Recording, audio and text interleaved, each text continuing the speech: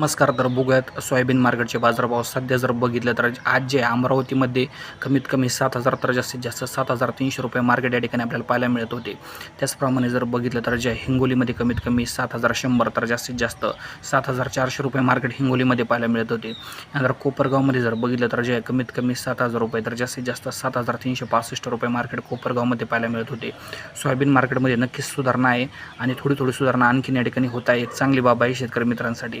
त्याचप्रमाणे जर बघितलं तर जे आहे लातूरमध्ये जर बघितलं तर या ठिकाणी कमीत कमी 7,000 तर जास्तीत जास्त 7,500 मार्केट आहे.